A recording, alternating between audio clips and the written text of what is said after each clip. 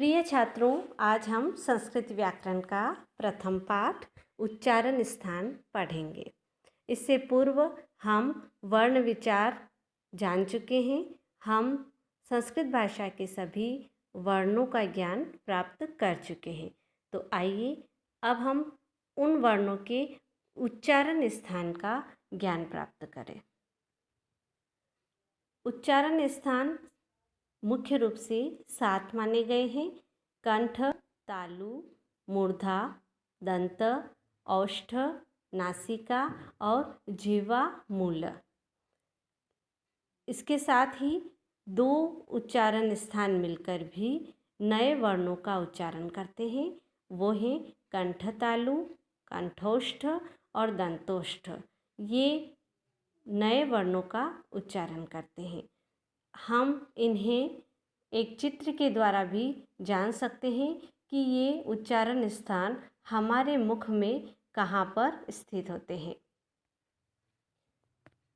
इसमें इसकी सहायता से आप देखें कि तालु, मूर्धा, कंठ, ये हमारे औष्ठ, दंता, ये हमारे मुख के मुख्य भाग हैं जिनकी सहायता से वर्णों का शुद्ध उच्चारण किया जाता है। अब हम इन उच्चारण स्थानों की सहायता से उच्चारित किए जाने वाले वर्णों की जानकारी प्राप्त करेंगे। इसके लिए संस्कृत भाषा में सूत्र बनाए गए हैं जिनकी सहायता से हम सरल तरीके से उन वर्णों का ज्ञान प्राप्त कर सकते हैं जो अलग अलग स्थानों से उच्चारित होते हैं। तो हमारा पहला सूत्र रहेगा कंठ। अकुह विसर्जनीयानां कंठः। इसका उच्चारण ध्यान से सुने आप। अकुह विसर्जनीयानां कंठः। इसकी व्याख्या रहेगी अ आ क वर्ग अर्थात क ख ग ग अंग ह और विसर्ग का उच्चारण स्थान कंठ होता है। दूसरा सूत्र होगा ईचु यशानां तालुः अर्थात ई च छ ज ज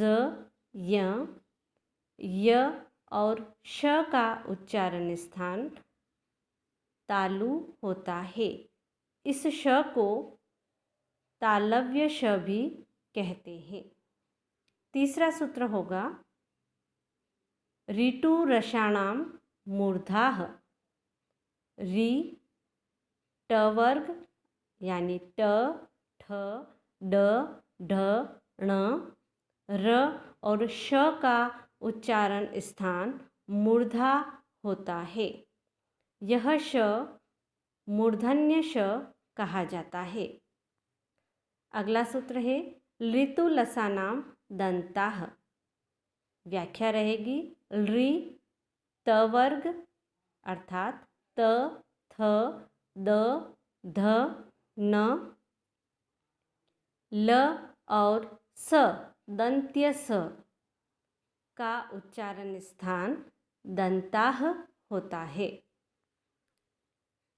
उपपदमानीयानां औष्ठो। उच्चारण देखें उपपदमानीयानां औष्ठो। उ यहाँ पर दोनों उ रहेंगे, ध्यान दें आप। दोनों ही प्रकार के उ यहाँ पर रहेंगे। उ बड़ा उ जिसे आप बोलते हैं प वर्ग प फ ब भ म और उपदमानीय प और फ। उपदमानीय प और फ के आगे इस तरह का एक सिंबल लगा हुआ होता है, वो उपदमानीय होते हैं। तो इनका उच्चारण स्थान औष्ठ माना गया है। य म ंग न ना नाम यमंग ननानां नासिका च अर्थात य म अंग ण और न का उच्चारण स्थान नासिका होता है। ये सभी वर्गों के अंतिम अक्षर होते हैं। एदैतोः कंठतालुः। ए और ऐ का उच्चारण स्थान कंठ तालु होता है, अर्थात कंठ और तालु दोनों की सहायता से ए और ऐ का उच्चारण किया जाता है। अगला सूत्र है ओदौतोः कंठोष्ठम। ओ और औ का उच्चारण स्थान कंठ और ओष्ठ होता है। कंठ और ओष्ठ की सहायता से ओ और औ का उच्चारण किया जाता है। वकारस्य दंतोष्ठम। इसमें एक ही वर्ण का उच्चारण होता है और वो भी दंत और ओष्ठ की सहायता से दोनों मिलकर करते हैं, इसीलिए उसको दंतोष्ठ कहते हैं। और वह वर्ण होता है व। जिह्वामूल। जिह्वामूलीयस्य जिह्वामूलम। जिह्वामूलीयस्य क और ख का उच्चारण जिह्वामूलीयस्य होता है और इनके आगे भी उसी तरह का चिन्ह लगा हुआ होता है जो उपपदमान्यम के लगा हुआ है, तो इनका उच्चारण स्थान जिह्वामूलीय होता है। यदि आपसे पूछा जाए कि जिह्वामूलीय वाले वर्ण कौन से हैं, तो आपको यह चिन्ह लगाना अति आवश्यक है। नासिका अनुस्वारस्य। नासिका से पंचम वर्ण तो उच्चारित होते ही हैं, साथ में अनुस्वार जिसे हम बिंदी के रूप में किसी वर्ण के स्वर के ऊपर लिखते हैं, वहाँ पर यह अनुस्वार लगाया जाता है और इसका उच्चारण स्थान भी नासिक्य अर्थात नासिका होता है।